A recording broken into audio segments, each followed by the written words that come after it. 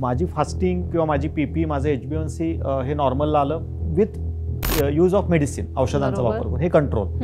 गोळ्या औषधांचा वापर न करता आणि माझी HbA1c ची लेवल साधारणपणे 3 महिने किंवा त्याच्यापेक्षा जास्त, 90 दिवस, 120 दिवस किंवा त्याच्यापेक्षा जास्त, जर का मी ती 6.5 पेक्षा कमी ठेवू शकलो, below 6.5, with lifestyle and diet changes, फक्त जीवनशैलीतले बदल स्वीकारून, कुठलीही मी गोळी नाही आहे, म्हणजे त्यात आयुर्वेदिक पण नाही आहे, ॲलोपॅथी पण नाही आहे, कुठलीच मला मेडिसिन घ्यावं लागत नाही आहे, तर त्याला रिमिशन हा वर्ड त्यांनी यूज केलेला आहे, म्हणजे रिव्हर्सलच्या अगोदर एक रिमिशन. बरं, तुमच्या बोलण्यातनं मलाही कॉन्फिडन्स येतोय की तुम्ही जसा जोर लावताय त्या रिव्हर्सल ह्या शब्दावर की हे शक्य आहे, तर ह्याचे मिथ्स पण आहेत, गैरसमज किंवा संभ्रम पण आहेत लोकांमध्ये खूप, तर त्यावर काय बोलाल तुम्ही? सगळ्यात पहिलं की सगळ्यांचाच डायबिटीस बरा होतो, तर हे सगळ्यात पहिलं मिथ मला इथं खोडायचं आहे की सगळ्यांचा नाही बरा होत डायबिटीस. तुम्ही जर का प्री डायबिटिक किंवा अर्ली स्टेजमध्ये जर का तुम्ही डायबिटिकला कॅप्चर केलंय, अर्ली स्टेज म्हणजे किती त्याचं पण त्यांनी प्रमाण दिलेलं आहे की डायबिटीस डिटेक्ट झाल्यापासून तुम्ही 8 वर्ष जर का त्याच्या आत जर का तुम्ही हे केलं आणि तुम्हाला डायबिटीस त्याचे रंग दाखवायच्या अगोदर तुम्ही जर का त्या डायबिटीसला योग्य पकडलं, ट्रीटमेंट घेतली, म्हणजे ज्या वेळेला डायबिटीस असिम्प्टमॅटिक आहे, डायबिटीस ज्यावेळी तुम्हाला त्रास देत नाही, त्यावेळेला डायबिटिक रिव्हर्स करणं खूप सोपं आहे आणि त्यांचं 100% होऊ शकतं. बरं, हे जे रिव्हर्सल झालेलं आहे, ज्या लोकांनी अचीव केलेलं आहे रिव्हर्सल, यांचा डायबिटीस परत येतो का? हो, येऊ शकतो. हा, म्हणजे सगळ्यांचाच नाही येत. परत मी तेच सांगितलं की तुमची 80% म्हणजे जे काही तुम्ही चांगली जीवनशैली स्वीकारली, जी तुम्ही एन्जॉय करताय, जी हॅपीली हे करताय, ती तुम्ही किती टक्क्या किंवा किती पर्सेंटमध्ये मेंटेन ठेवताय त्याच्यावरती. सो ज्यांनी पहिल्यापासून यांत्रिक पद्धतीनं घेतलेलं आहे, पहिल्यापासून जर खूप जास्त चिकित्सा एक शिक्षा म्हणून घेतले, तो शेवटपर्यंत शिक्षा म्हणून घेतो, त्यांचा डायबिटिक आयदर रिव्हर्स होत नाही किंवा झाला तर टिकत नाही. जे आनंदाने हे स्वीकारतात, आनंदाने जे फॉलो करतात आणि पुढे ते डिसिप्लिनमध्ये ठेवतात, त्यांच्यासाठी सहज प्रक्रिया होते.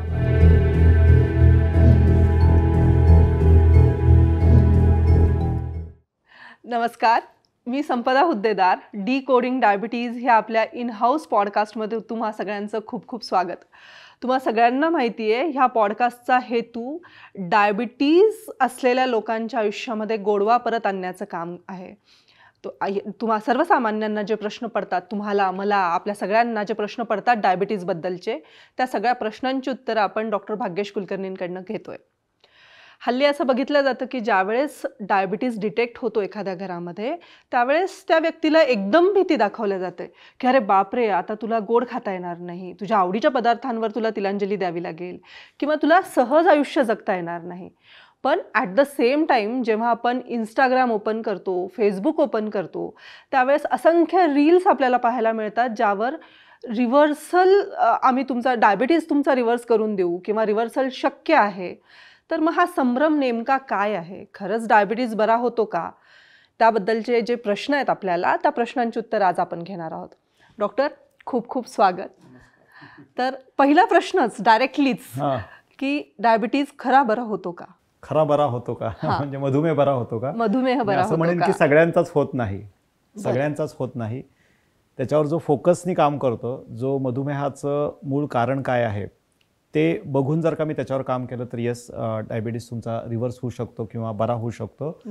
पण मला असं वाटतंय की जी विषयाला सुरुवात आपण केली होती, संभ्रमापासून आपल्याला पहिल्यांदा सुरुवात करणं गरजेचं आहे की लोक कंट्रोल आणि रिव्हर्सल आणि बरं होणं ह्या 3 वेगळ्या गोष्टी आहेत. तर हा संभ्रम का निर्माण होतोय? कारण लोक कंट्रोललाच जर का रिव्हर्सल समजायला लागली तर तिथूनच ते कन्फ्युजन सुरू झालं असं म्हणता येईल की म्हणजे गाडीचा गेअर टाकणं, गाडी मी म्हणलं की मला गाडी सरळ चालली आहे, बरोबर, गाडी न्यूट्रलला आहे आणि गाडीचा रिव्हर्स गेअर टाकलाय, तर गाडी चालवताना या 3ही गोष्टी असतात. तर जेव्हा मी रिव्हर्स टाकतो गेअर, त्यावेळेला गाडी मागे येणार आहे. तर डायबिटिक रिव्हर्सलचा फंडा समजण्यासाठी आपल्याला कुठेतरी पहिल्यांदा ह्या 3 कन्सेप्ट समजून घेणं गरजेचं आहे की नेमकं कंट्रोल म्हणजे काय, नेमकं रिव्हर्सल म्हणजे काय आणि नेमकं क्युअर म्हणजे काय. जसं मला ताप आलाय, मला सर्दी आली, तर आपल्याला दृश्य स्वरूपात काहीतरी लक्षणं दिसतात, आपण ब्लड रिपोर्ट काढतो आणि माझा ताप गेला म्हणजे तुमचं टेम्परेचर पूर्ण हे होऊन जातं, तुमच्या ब्लड रिपोर्टमध्ये पण तुमचं काय, तुम्हाला डेंग्यू होता, चिकनगुन्या होता, ते सगळं निगेटिव्ह दिसतं. पहिले पॉझिटिव्ह होतं, निगेटिव्ह होतं आणि तुम्हाला सिग्निफिकंटली त्याचे जे काही तुमच्या शरीरावर झालेले जे परिणाम किंवा दुष्परिणाम असतात ते पण तुमचे बरे झालेले दिसतात आणि मग तुम्ही म्हणता की मी आजारी होतो आणि मी आजारातनं बरा झालो. तसे डायबिटीसचे काही पॅरामीटर आपण जर का व्यवस्थित समजून घेतले की तर मला वाटते की आपल्याला ह्याचं जास्त समर्पकपणे उत्तर देता येऊ शकेल. ओके. आणि कंट्रोल आणि रिव्हर्सलमध्ये नेमका फरक काय आहे? ओके, सगळ्यात पहिल्यांदा कंट्रोल जर का मी म्हटलं ना, तर माझ्या शुगरच्या लेवल औषधं घेऊन, म्हणजे माझी शुगरची लेवल वाढली होती, मला डायबिटीज झाला, माझं डायबिटीज डिटेक्ट झाला किंवा मला मधुमेह झाला, आणि मी जर का गोळ्या घेऊन औषधं घेऊन ज्या काही एक्सपेक्टेड लेवल असतात त्या HbA1cच्या असतील, फास्टिंग पीपीच्या असतील, त्या मी कंट्रोलमध्ये आणल्या, स्टँडर्ड पॅरामीटर्समध्ये आणल्या, लेवलमध्ये आणल्या थोडक्यात, तर तो कंट्रोल झाला. आणि जो 90% लोक डायबिटिक झाल्यावरती तो मार्ग स्वीकारतात, त्यावर समाधानी असतात किंवा त्यांना तोच मार्ग सांगितला जातो. बिईंग डॉक्टर आम्हाला पण तोच शिकवला जातो की डायबिटीस हा असा आजार आहे की तो फक्त आपण कंट्रोलमध्ये ठेवू शकतो, तो काय बराबिरा होत नाही, रिव्हर्स होणं, बरं होणं हे सगळं मिथ्या आहे, खोटं आहे याच्यावरती. तर माझी फास्टिंग किंवा माझी पीपी, माझं HbA1c हे नॉर्मलला आलं विथ यूज ऑफ मेडिसिन, औषधांचा वापर करून, हे कंट्रोल. गोळ्या औषधांचा वापर न करता, मी गोळी औषध वापरत नाहीये, आणि माझी HbA1cची लेवल साधारणपणे 3 महिने किंवा त्याच्यापेक्षा जास्त, 90 दिवस, 120 दिवस किंवा त्याच्यापेक्षा जास्त, जर का मी ती 6.5 पेक्षा कमी ठेवू शकलो, below 6.5, with lifestyle and diet changes, फक्त जीवनशैलीतले बदल स्वीकारून, कुठली मी गोळी नाही आहे, म्हणजे त्यात आयुर्वेदिक पण नाही आहे, ॲलोपॅथी पण नाही आहे, कुठलीच मला मेडिसिन घ्यावं लागत नाही आहे, आणि मी माझं HbA1c 6.5च्या खाली ठेवलं, माझ्या फास्टिंग पीपीच्या शुगर ह्याच्यामध्ये आणल्या, तर त्याला रिमिशन हा वर्ड त्यांनी यूज केलेला आहे. म्हणजे रिव्हर्सलच्या अगोदर एक रिमिशन. आणि 10 वर्षापूर्वी जेव्हा आम्ही हे सगळं सुरू केलं होतं डायबिटिक रिव्हर्सल, तर त्यावेळेला डायबिटीस कुणाचा रिव्हर्स होतो, बरा होणं, हे क्राईम समजले जायचे, क्रिमिनल, की असं काय असतं का, म्हणजे आमच्या ॲलोपॅथी सायन्समध्ये तर हे ॲक्सेप्टेबलच नव्हतं. मी जेव्हा MBBS पास आउट होऊन बाहेर पडलो त्यावेळेला तर कंट्रोल हाच वर्ड होता. आत्ता कुठंतरी हे ॲक्सेप्टन्समध्ये यायला लागलं, जेव्हा इंटरनॅशनल लेवलवरती डॉक्टर रॉय टेलर यांनी इंटरनॅशनल 4,500 लोकांच्या वरती स्टडी करून त्यांचा पेपर पब्लिश केला अमेरिकन डायबिटिक असोसिएशन. साधारण 2021 मध्ये अमेरिकन डायबिटिक असोसिएशननी ह्याच्यावर गाईडलाईन्स हे केल्या. नंतर त्याच अनुषंगाने डॉक्टर व्ही मोहन यांनी चेन्नईमध्ये या संदर्भात 3,500 इंडियन पॉप्युलेशन किंवा एशियन पॉप्युलेशनवरती 2009 पासून ते 2020 पर्यंत तब्बल 11 वर्ष हा स्टडी चालला होता. आणि त्यांनी ICMR, Indian council of medical research समोर हे सगळे त्यांचे स्टॅटिस्टिक्स मांडले. आणि या दोन्ही बॉडीजनी, अमेरिकन डायबिटिक असोसिएशन आणि Indian council of medical research, दोघांनी हे आता ऍक्सेप्ट केलंय की येस, डायबिटीसचं रिमिशन म्हणजे त्यांनी वर्ड रिमिशन म्हणजे काय, झोपलेल्या अवस्थेत, तुमचा डायबिटीस झोपलेल्या अवस्थेत गेला, त्याच्यासाठी हे पॅरामीटर त्यांनी दिलेले आहेत की तुमचं HbA1c जर का 3 महिने किंवा त्याच्यापेक्षा जास्त केवळ लाईफस्टाईल चेंजेसवरती जर का तुम्ही नियंत्रणात ठेवू शकला, 6.5च्या खाली ठेवू शकला, तर तुमचा डायबिटीस झोपलेल्या अवस्थेत गेला. आणि मग त्याचे त्यांनी पुढचे 3 टप्पे केलेले आहेत की जर का हे तुमचं डायबिटीसचं रिमिशन 1 वर्षापर्यंत टिकलं, 1 वर्षापर्यंत, तर तुमचं इनिशियल लेवलचं प्रायमरी तुमचं रिमिशन झालं. जर का तुमचं 1 ते 5 वर्षापर्यंत आहे, 1 ते 5 वर्षापर्यंत तुम्ही जर का तुमची ही मधुमेह मुक्ती सो कॉल टिकवून ठेवलात, डाएट सजेस्ट केलंय, त्यात डिसिप्लिन आणि कन्सिस्टन्सी ठेवल्या, डिसिप्लिन नॉर्मल जे काय तुम्ही शिकलेला होता, जे काय तुम्ही फॉलो करत होता, ते तुम्ही फॉलो करून तुम्ही तुमचे पॅरामीटर्स 5 वर्षापर्यंत हे नॉर्मल ठेवू शकलात कुठल्याही मेडिसिन शिवाय, इंटरमिजिएट तुम्ही रिमिशनमध्ये गेलात. आणि 5 वर्षापेक्षा जर का तुम्ही ते जास्त टिकवू शकलात, सस्टेनेबिलिटी हा सगळ्यात महत्वाचा पार्ट जो येतोय, बरोबर, तर मग तुम्ही डायबिटिक रिव्हर्सलमध्ये गेलात. क्युअर हा वर्ड अजूनही त्यांनी ऍक्सेप्ट केलेला नाही. त्यांचं म्हणणं आहे की जर का परत तुम्ही बॅक टू ओल्ड स्कूल किंवा बॅक टू तुमच्या लाईफस्टाईल गेलात, परत तुमच्या चुकीच्या सवयी तुम्ही अंगीकारल्यात, तर तो तुमचा बरा झालेला किंवा रिमिशनमध्ये गेलेला किंवा तो झोपलेला कुंभकर्ण परत जागा होऊ शकतो. हे 3 म्हणजे किंवा हे 4 महत्वाचे. मी एक सोपी अॅनॉलॉजी इथं देऊ इच्छितोय की लोकांना हे डायबिटीस कंट्रोल, रिव्हर्सल आणि रिमिशन याच्यात कन्फ्युजन टाळण्यासाठी आपल्याकडे मोबाईल असतो, तो मोबाईल मी सायलेंट मोडवरती ठेवणं हे म्हणजे कंट्रोल केल्यासारखं आहे, राईट, की आवाज येत नाहीये पण सुरू आहे ते. दुसरं, जर का मी त्याला म्हटलं की एरोप्लेन मोडमध्ये टाकला मी, तर तो रिमिशन मध्ये गेला. ओके, सुरू तरी आहे पण मला ते ऍक्टिव्ह नाही येतो. आणि मी पूर्ण स्विच ऑफ केला तर मला आता काहीच त्याची युटिलिटी नाही, तर ते आपण रिव्हर्सल म्हणू शकतो किंवा माझा मधुमेह मी पूर्ण बरा केला असं म्हणू शकतो. अगदीच सोप्या शब्दांमध्ये तुम्ही सांगितलंय. आणि दुसरी गोष्ट की जेव्हा एवढा सायंटिफिकली प्रूव्ह केलेलं आहे, तुम्ही एवढे मोठे मोठे नाव घेतले, एवढे पेपर प्रेझेंटेशन झाले, हे खरं तर खूप चांगली बाब आहे ना, की रिमिशन होऊ शकतं किंवा रिव्हर्सल होऊ शकतं जर तुम्ही कन्सिस्टन्सी ठेवली तर. मग ही रेग्युलर प्रॅक्टिस का नाहीये, म्हणजे सगळ्या डॉक्टरांकडनं हे सांगितल्या का जात नाही? आम्ही करतोय ना. खरं आहे, माझं म्हणणं असं आहे की जर सांगितलं तर अर्धा आजार तिथेच बरा होईल ना त्या पेशंटचा. कसं आहे की म्हणजे खूपच छान आणि खूपच मस्त प्रश्न आहे हा, की हा प्रश्न पण बऱ्याच पेशंट्स जेव्हा ते ट्रीटमेंट सुरू करतात किंवा डायबिटिक रिव्हर्सल बद्दल ऐकतात ना, डॉक्टर आम्ही हे कधी ऐकलेलं नाही आहे, किंवा इव्हन आम्ही सांगतो की आम्ही आमच्या डॉक्टरांना विचारतो. आम्हाला बऱ्याच वेळा सांगायला लागतं नका विचारू. कारण कसं आहे की बिलीफ सिस्टीम, कारण कुठलंही कसं आहे, एकमत असेलच. लहानपणापासून आपल्याला जर का एखादी गोष्ट वारंवार सांगितलेली असेल आणि आपल्या आजूबाजूला जर का आपण ती बघितलेली असेल ना, मनुष्य हा बिलीफ सिस्टीमवर काम करतो. बरोबर आहे. आणि जशी कॉमन माणसाची बिलीफ सिस्टीम तशी बिईंग अ डॉक्टर आम्हाला 5 वर्ष 6 वर्ष 7 वर्षे घटवून सांगितलेलं असतं की डायबिटीससाठी गोळी औषधच घेतलं पाहिजे, डायबिटीस काही बरा होत नाही, डायबिटीसला फक्त आपण नियंत्रणात ठेवू शकतो, पहिला गोळ्या घ्यायच्या, मग गोळ्या वाढत जाणार, मग इन्शुलिन घ्यायचं, मग कॉम्प्लिकेशन होणार.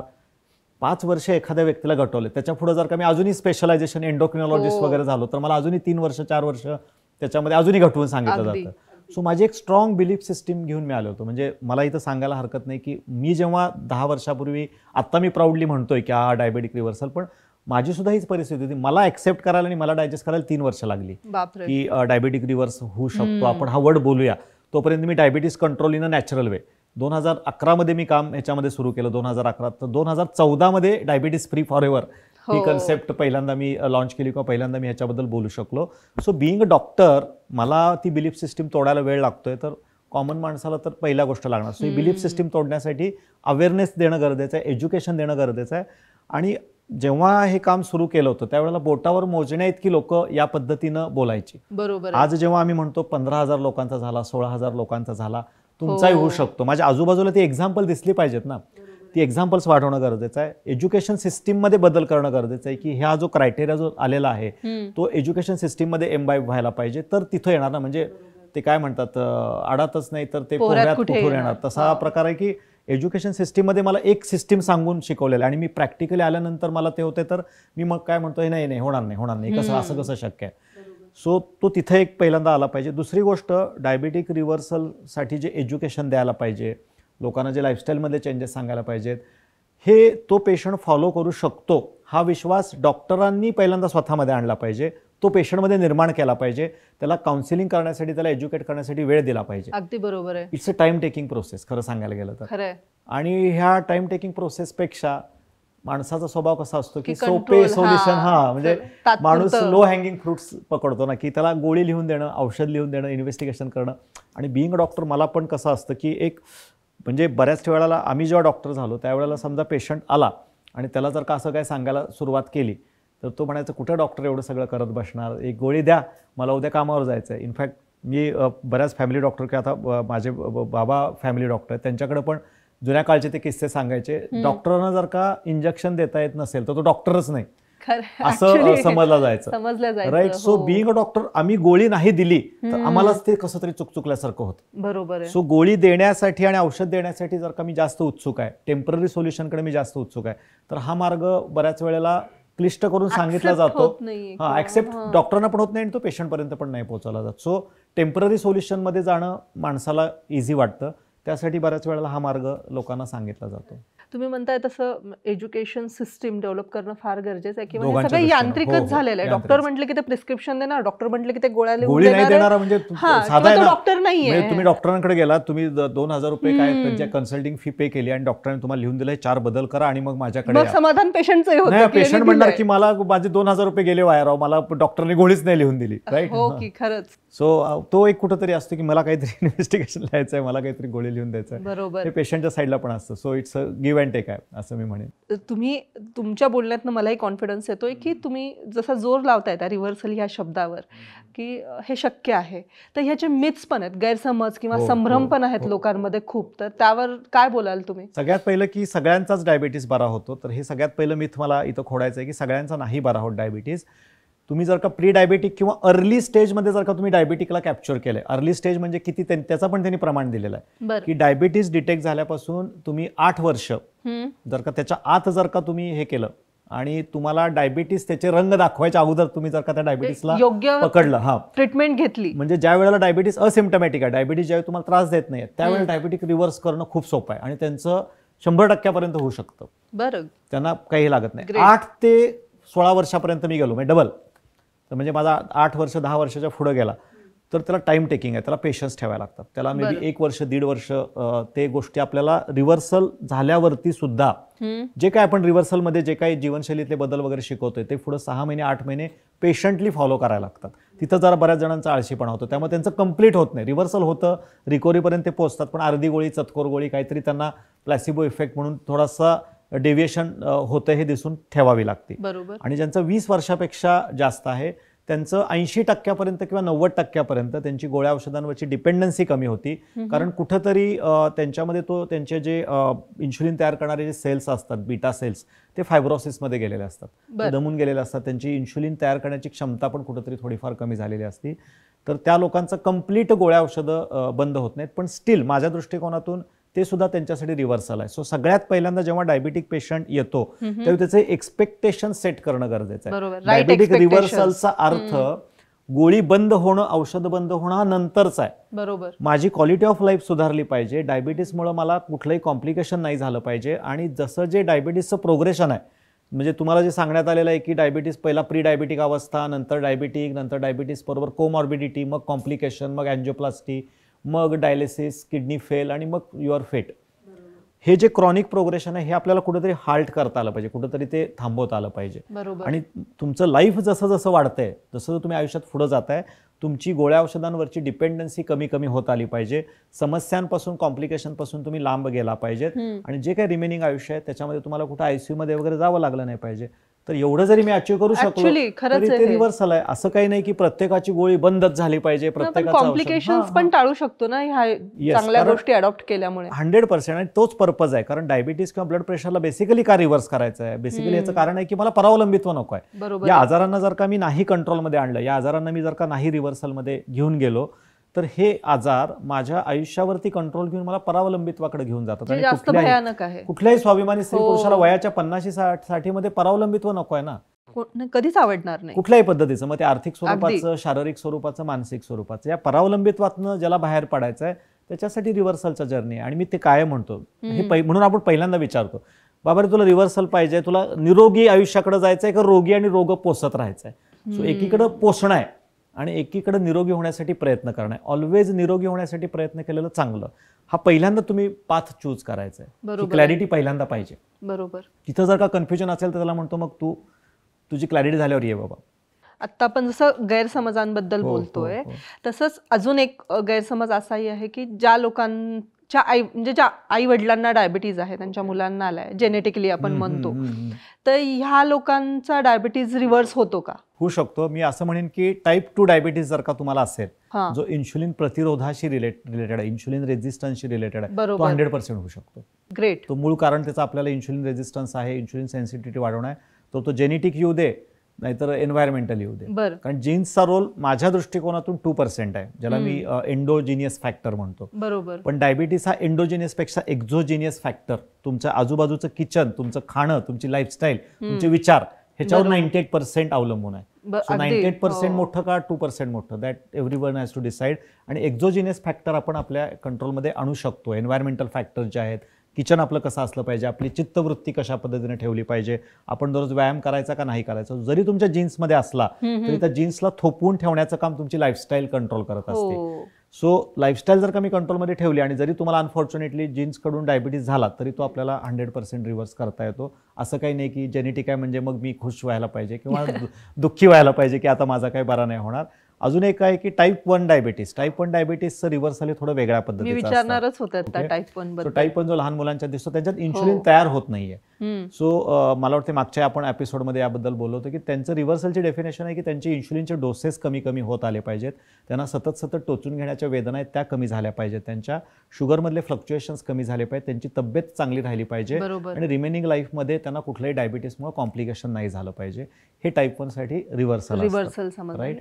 तर टाईप 1 ह्याच्यामध्ये पूर्ण इन्शुलिन बंद होत नाही किंवा it's very difficult unless and until detect झाल्या जर का ते आले आणि त्यांनी या पद्धतीची लाईफस्टाईल अडॉप्ट केली तर थोडीफार पॉसिबिलिटी असते की इन्शुलिन मे बी त्यांना लागत नाही याच्यातलं. पण हे बोल्ड स्टेटमेंट होईल थोडंसं. अगेन त्यांची परिस्थिती, असेसमेंट, किती टक्के फॉलो करतो, या सगळ्या गोष्टी मॅटर करतात. सो टाईप 1 डायबिटीस किंवा ज्यांचं आपण म्हणू शकतो की ज्यांना डायबिटीसमुळं काही ना काहीतरी मोठं कॉम्प्लिकेशन झालेलं आहे, ऑलरेडी डायलिसिस गेलाय, ऑलरेडी ऑर्गन फेल्युअरमध्ये आहे, डोळे खराब झालेले आहेत. सर डायबिटीसमुळे जर का ऑलरेडी माझा कुठला तरी ऑर्गन डॅमेज झालेला आहे बरोबर. तर तो रिव्हर्स करणं डिफिकल्ट असतं.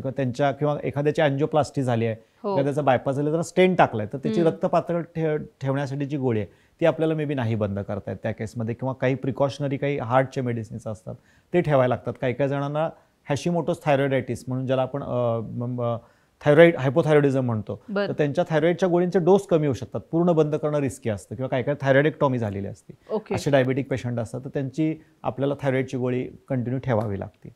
ओके. आणि तुम्ही रिव्हर्सल बद्दल बोलताय आता, बरेचसे गैरसमज पण दूर झाले ह्यातनं. तर रिव्हर्सल म्हटलं की खूप पथ्य पाळावे लागतील, किंवा खूप जाचकटी आहेत, किंवा माझ्या लाईफस्टाईलमध्ये अगदीच 360 डिग्री हे आता डॉक्टर काहीतरी चेंज करतील, आणि क्लिष्ट असेल जे काही ही जी काही प्रक्रिया असेल ही खूप मोठी असेल, क्लिष्ट असेल, असं सारखं वाटत राहतं. तर तुम्हाला काय, तुमचं मत काय आहे ह्यावर? हे क्लिष्ट असेल का? मी बऱ्याच वेळेला पेशंट जेव्हा येतात त्यावेळेला त्यांना हाच प्रश्न विचारतो सुरुवात करतानाच, की काय रे बाबा तुला हे सगळं जमणार आहे का? हे सगळं करण्यापेक्षा गोळी घेतलेली काय वाईट ना? सकाळी गोळी घ्यायची, दुपारी गोळी घ्यायची, रात्री आणि काय पाहिजे ते खायचं. ठीक आहे, फक्त काय रोगी आहेस रोगी राहशील. किंवा काही काही जण काय म्हणतात की आम्हाला हे सगळं थोडे लाईफस्टाईलमध्ये तुम्ही जे बदल सांगताय, काहीतरी अवॉइड करायला सांगताय, हे जरा आम्हाला अवघड वाटतंय. तर मग त्यांना मी म्हणतो साहेब हे सोपं वाटतंय का? उद्या जाऊन तुम्हाला इथून असं आम्ही इथून कट करणार, इथून त्या तुमचे बायपास वगैरे करून ते ऑपरेशन करून त्यातला नसा वगैरे हे करणार, परत ते क्लोज करणार आणि परत तुमच्या आयुष्यावरती रिस्ट्रिक्शन येणार. ही गोष्ट सोपी वाटते का तुम्हाला? मग ते छान हसतात. नाही डॉक्टर ही सोपी वाटत नाही. त्याच्यापेक्षा हे आहे ना, हे खूप सोपं आहे. बरोबर. आणि रोज थोडं थोडं मरण्यापेक्षा एकदा जगून बघा, नाहीतर मग काय त्याला मरायचं तर आहेच ह्याच्यातलं. रोज मी थोडं थोडं थोडं थोडं मरत राहतो. रोज मी थोडं थोडं, म्हणजे प्रत्येक वेळेला मला रिस्ट्रिक्शन आहे, प्रत्येक वेळेला मला हे आहे. बरं सगळ्यात वाईट परिस्थिती काय आहे की गोळ्या पण मीच खायच्या, माझंच रक्त द्यायचं, माझंच पैसे खर्च करायचे, शिवाय पण मीच फुकटच्या खायच्या, आणि आयुष्यभर त्या रिस्ट्रिक्शनमध्ये राहण्यापेक्षा एकदा शरीराला संधी देऊन तर बघा. म्हणजे तुम्ही रोगी होतात आणि रोगीच राहिलात, तुमच्या रोगाला पोसत राहून आणि रोगीच मेलात. बरोबर. ह्याच्यापेक्षा तुम्ही थोडंसं निरोगी होण्यासाठी प्रयत्न केलात, पहिले काही दिवस किंवा काही आठवडे तुम्हाला थोडंसं जाचक वाटेल हे होण्यासाठी, पण तिथनं पुढचं जर का आयुष्य तुमचं सुखावं होणार असेल तर थोडाफार त्रास सहन करायला काय हरकत आहे. आणि पहिली गोष्ट कशी आहे, कुठलीही नवीन गोष्ट शिकताना, म्हणजे इट इज नॉट की बाबा डायबिटिक रिव्हर्सल आहे, कुठलाही चेंज, कुठलाही बदलाव हा अवघडच असतो, पहिल्यांदा अवघड वाटतो. तर तो बदलाव सुखावं करण्यासाठी जर का आपण सिस्टमिक अप्रोच ठेवला आणि छोटे छोटे बदल, मी काय सांगतो हे महत्त्वाचं आहे. हे बरेच जण काय करतात, त्यांना काय वाटतं की मॅसिव्ह बदल करायचा आहे आणि त्यामुळं डायबिटिक रिव्हर्सल बदनाम होतं असं मी म्हणेन. किंवा ही डायबिटिक रिव्हर्सल हा माइंडसेट आहे, हा जादू आहे, मॅजिक आहे. इट्स नॉट लाईक मॅजिक किंवा हे जादू नाही आहे. हे छोटे छोटे बदल, कारण तुम्ही पण तुमच्या लाईफमध्ये छोट्या छोट्या चुका वारंवार करत गेल्यामुळे डायबिटीस झालेला आहे. त्याला मी म्हणतो डायबिटीस हा प्रज्ञापराध आहे. राईट. एकच कुठली तरी चूक झाली, एकाच लग्नामध्ये मी गुलाबजामचं ताट संपवलं म्हणून शिक्षा म्हणून तुम्हाला डायबिटीस झालेला नाही. छोट्या छोट्या चुका तुम्ही वारंवार करत गेला, त्यामुळे तुमची लाईफस्टाईल बदलत बदलत बदलत गेली. शरीराने रेजिस्ट केला, थोडे दिवस ॲक्सेप्ट केला आणि आता शरीराने सोडून दिलं आणि म्हणून तुमच्या लेवल वाढलेल्या दिसत आहेत. सो बरं होताना, रिव्हर्सल होताना पण छोटे छोटे बदल सातत्याने करायचे आहेत. सो कसं आहे की मी जर का हळूहळू बदल करत गेलो, म्हणजे मी आता जसं एक्झाम्पल देत होतो की 15 मिनिटं तुम्ही पहिला व्यायाम ॲक्वेंटेड व्हा तुम्ही त्याला, एक आठवडा तो करून बघा. म्हणजे जिथं तुम्हाला वाटते की आता मला मी व्यायाम नाहीच केला त्या पॉईंटला तुम्ही थांबलात, त्याची एक 7 दिवस सवय करून घेतलीत. मग नेक्स्ट वीकमध्ये मी 20 मिनिटं केलं, मग मी 25, असं मी 2-3 महिन्यानंतर 45 मिनिटापर्यंत 50 मिनिटापर्यंत पोहोचलो आणि मग ते कन्सिस्टंटली केलं तर ते मला जाचक वाटत नाही. बरोबर आहे. रात्री मला 9 वाजता जेवायची सवय होती, मी तुम्हाला सांगितलं की उद्यापासून 5 वाजता जेवायला सुरू करा. तुम्ही मग म्हणाल tata bye bye doctor Bhagyesh Kulkarni, right. पण तेच मी 9च्या ऐवजी 8:45ला करा, ते थोडे दिवस फॉलो करून बघा, मग तुम्ही 8:30 असं करत करत मी त्यांना 7:30-8 पर्यंत आणलं तर ते त्यांना जाचक वाटत नाही. सो छोटे छोटे बदल सातत्याने करणं आणि ते लॉंग टर्म मध्ये फॉलो करणं ही रिव्हर्सलची किंवा ह्याला चेंज प्रोसेस म्हणतात, जी कुठल्याही ह्याला लागू होती. आणि त्याच्यासाठी तो जो बदल आहे तो योग्य व्यक्तीकडून, योग्य ह्याच्याकडनं आत्मसात पहिल्यांदा करून घेणं गरजेचं आहे. त्याच्या मागचा वाय काय आहे, का करायचं हे समजून घेणं गरजेचं आहे. ह्याला 7 दिवस लागतात. नंतर तो बदल एकदा स्वीकारला, आपल्या अंगवळणी पडण्यासाठी तो 21 दिवस फॉलो केला पाहिजे आणि ट्रान्सफॉर्मेशनसाठी 90 दिवस वाट बघितली पाहिजे. 7-21-90 हा रूल आपण याच्यामध्ये शिकवतो की 7-21-90चा फॉर्म्युला जर का तुम्ही फॉलो केला तर फक्त डायबिटीसच नाही, कुठल्याही गोष्टीमध्ये आपल्या लाईफमध्ये ज्याचं ट्रान्सफॉर्मेशन पाहिजे आपल्याला ते आपल्याला ह्याच्यामध्ये मिळू शकतं. सो रिव्हर्सलसाठी या गोष्टी महत्त्वाच्या आहेत. थोडासा पेशन्स, योग्य पद्धतीनं असेस करणं, आपले एक्सपेक्टेशन राईट सेट करणं. डायबिटिक रिव्हर्सल करत येताना मी जर का काही भलतेच एक्सपेक्टेशन सेट करून मला काहीतरी असं होईल आणि मी माझ्याकडे मॅजिक पिल मला मिळेल आणि एकदम माझं हुर्रे करून जाईल, असं होत नाही. दुसरी महत्त्वाची गोष्ट, डायबिटिक रिव्हर्सलचं जे नापण आहे किंवा त्याचं जे मापदंड आहे ते फक्त माझी HbA1c आणि फास्टिंग PP नॉर्मल आली आणि गोळ्या बंद केल्या असं हा नॉर्म नाही आहे. त्याच्यासाठी एक युनिक टेस्ट पेशंटला आम्ही करायला सांगतो आणि ही युनिव्हर्सली ॲक्सेप्टेड आहे. त्याचं नाव आहे ग्लुकोज टॉलरन्स टेस्ट, ज्याला GTT म्हणतात. सो तुमची शरीरातलं पहिलं ग्लुकोज पचवण्याची क्षमता बिघडली होती म्हणून तुम्हाला डायबिटीस झाला. सो तुमच्या ग्लुकोज पचवण्याची क्षमता किती जागृत झाली आहे ही तपासल्याशिवाय त्याला आपण डायबिटीस फ्री किंवा डायबिटीस रिव्हर्सल झाला असं म्हणू शकत नाही. त्याच्यासाठी पहिल्यांदा आम्ही होम GTT ॲडवाईस करतो, ज्याच्यामध्ये 6 गुलाबजाम, 6 जिलेबी, म्हणजे एवढं स्वीट किंवा 2 प्लेट शिरा त्या व्यक्तीने खायचा असतो आणि 2 तासांनी, 2.5 तासांनी, 3 तासांनी शुगर बघायची असते. या शुगरच्या लेवल 200च्या खाली किंवा 150च्या खाली जर का आल्या कन्सिस्टंटली त्या टेस्टमध्ये, तर त्या व्यक्तीची होम GTT क्लिअर आली असं आपण सांगतो. मग जे काही बदल त्याला आपण शिकवलं ते 2 महिने परत फॉलो करायचे आणि मग लॅबमधली GTT करायची. म्हणजे एक आपण म्हणू शकतो लर्निंग लायसन्स आणि एक आहे ते परमनंट लायसन्स. परमनंट लायसन्स म्हणजे 75 ग्रॅम, म्हणजे जास्त काही नाही, 15 चमचे साखर, 15 चमचे साखरेचं पाणी आपण पेशंटला प्यायला लावतो. पहिलं उपाशीपोटीची साखर बघायची आणि नंतर त्याला तेवढं पाणी प्यायला लावायचं आणि मग 1 तासांनी, 1.5 तासांनी आणि 2 तासांनी शुगरचे रिपोर्ट चेक केले जातात आणि त्याचे ठरलेले पॅरामीटर आहेत. पहिला पॅरामीटर 200च्या खाली, दुसरा 180च्या खाली आणि तिसरा पॅरामीटर जर का 140च्या खाली आला तर त्या व्यक्तीची ग्लुकोज टॉलरन्स टेस्ट त्यानं क्लिअर केली. आता या व्यक्तीला त्याचा डायबिटीस मॅनेज करण्यासाठी कुठल्याही गोळी, औषध किंवा इन्शुलिन घेण्याची गरज नाही.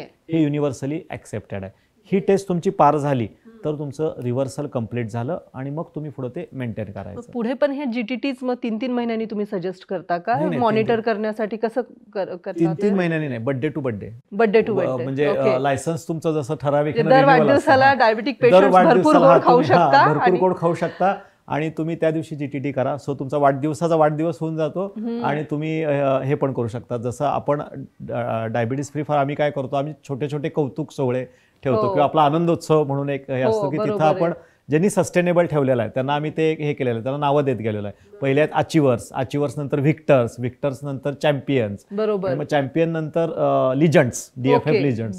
सो जेवढं तुम्ही अजूनही हे करत जाता तर तुम्ही काय करता की तुम्ही इन्स्पायर पण करताय दुसऱ्यांना. बरोबर आहे. तर त्यांना ते थोडं मोटिवेशन ठेवणं आवश्यक आहे. तर ते त्यांची लाईफस्टाईल आणि त्या जिवंत उदाहरण आहेत ना ही, खूप सारी जिवंत उदाहरण. आणि ही कशी आहे की ही प्रोसेस अवघड नाहीये. बेसिकली काय, हा माइंडसेट आहे. बरेच जण सुरू करायलाच घाबरतात.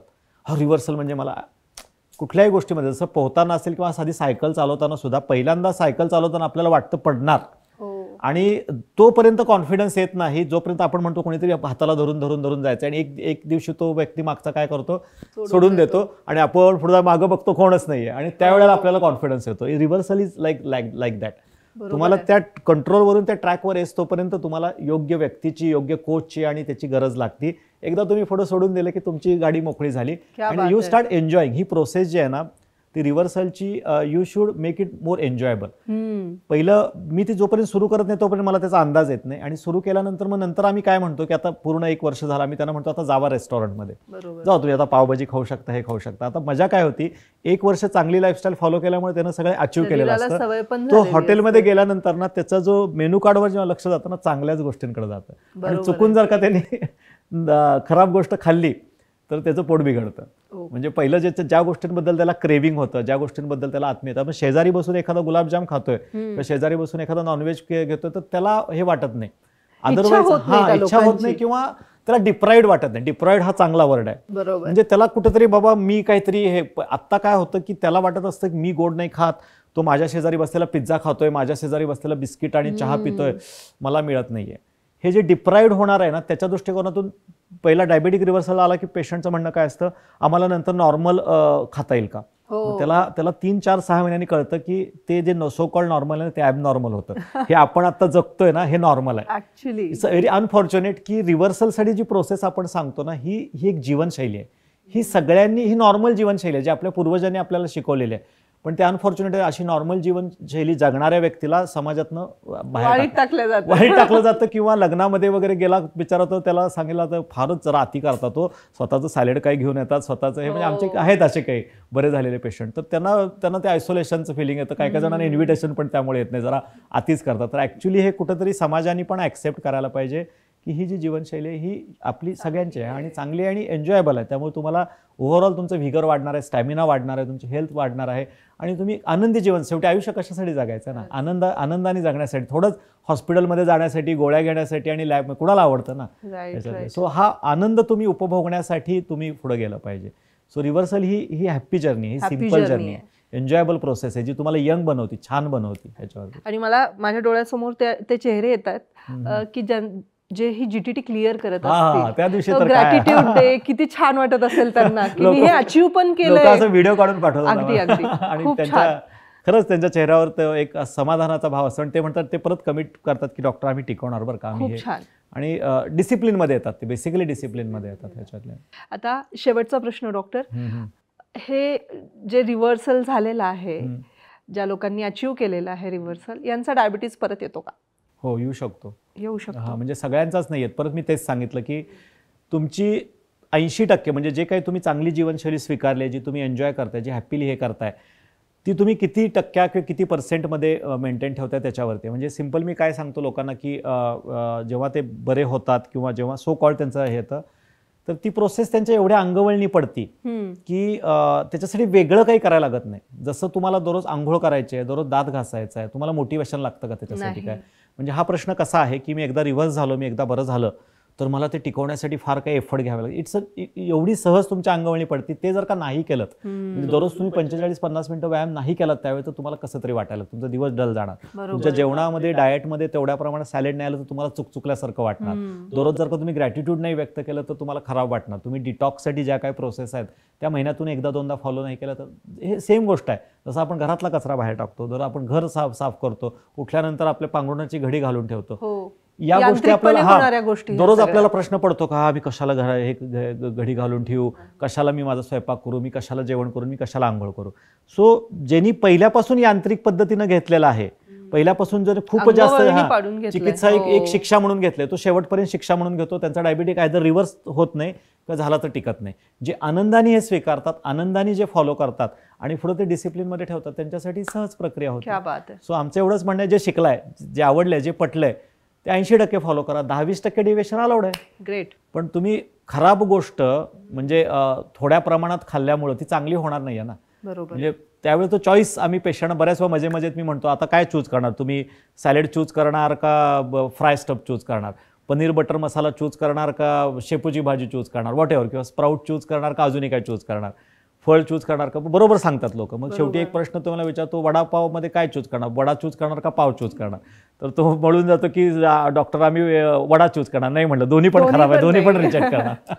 या लेव्हलपर्यंत तुमचा ॲटिट्यूड गेला पाहिजे. जी खराब आहे ती खराबच आहे, ती मला नाही, ती टाळायची आहे. नथिंग अगेन्स्ट लाईक वडापाव आणि हे कधीतरी पण it should not be your habit. मला पाणीपुरी आवडते म्हणून मी रोजच खायला लागलो तर त्याचे ते हार्मफुल इफेक्ट्स तुम्हाला दिसणार. सो 80% जे शिकलाय, जे चांगलं आहे ते मेंटेन ठेवा. 20% डेव्हिएशन अलाउड आहे आणि हेल्दी राहू शकता तुम्ही. कशाला येतोय तुमचा डायबिटीस परत? खूपच इन्स्पायरिंग एपिसोड झाला. खूप म्हणजे असं खूप एनर्जेटिक वाटायला लागलं मलाच की कितीतरी लोकांच्या आयुष्यामध्ये ह्या गोष्टी घडू शकणार आहेत. बिलकुल कुणी रिव्हर्सल रिकव्हरीला हे समजू नये.